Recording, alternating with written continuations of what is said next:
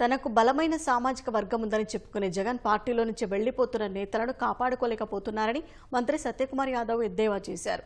అభివృద్ధి నిరోధకుడిగా పాలన సాగించినందునే ఈ రోజు ఆ పార్టీకి ఆ గతి పట్టిందన్నారు. రాష్ట్రాన్ని 20 ఏళ్లు వెనక్కు తీసుకెళ్లిన ఘనత జగన్దేనని విమర్శించారు. తన పాలనలో ఒక్కో కుటుంబంపై 6 లక్షల అప్పులు పెట్టిన జగన్ నేడు విలాసవంతమైన భవనాల్లో ఉన్నారని విమర్శించారు. కూటమి ప్రభుత్వం అంచనాలకు మించి చేస్తున్న అభివృద్ధి చూసి జీర్ణించుకోలేక ఆరోపణలు చేస్తున్నారని మండిపడ్డారు. ప్రజలంతా అసత్య ప్రచారాలను తిప్పికొట్టాలని మంత్రి పిలుపునిచ్చారు.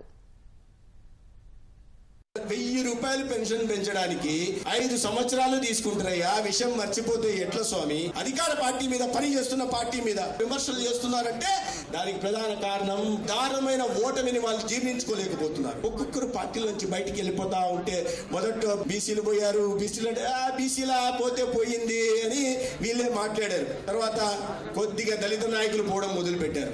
దళిత నాయకులందరూ పోవడం మొదలు పెడితే ఆ బీసీలు తలసిలిపోతే ఏముందిలే, మాకు బాగా బలం ఉందిలే అని చెప్పడం మొదలు పెట్టారు.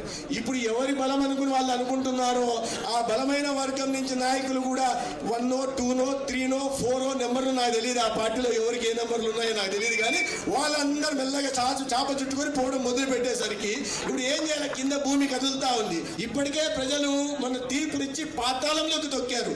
ఇప్పుడు వీళ్ళందరూ వెళ్ళిపోతే పాతాళం నుంచి ఎటువైపు జారిపోయి ఆ భూమి నుంచి అటువైపు బయటకు వస్తే ఏ లోకంలో వెళ్తాడో తెలియదు. కాబట్టి ఆ నాయకుడు ఇప్పుడు తన తప్పులను సమర్థించుకోవడానికి, తన వైఫల్యాన్ని కప్పిపుచ్చుకోవడానికి విమర్శలు చేస్తున్నారు. నేను కార్యకర్తలందరినీ, అన్ని పార్టీల కార్యకర్తలు కోరుతున్నది ఒకటే, దాన్ని తిప్పికొట్టాలా.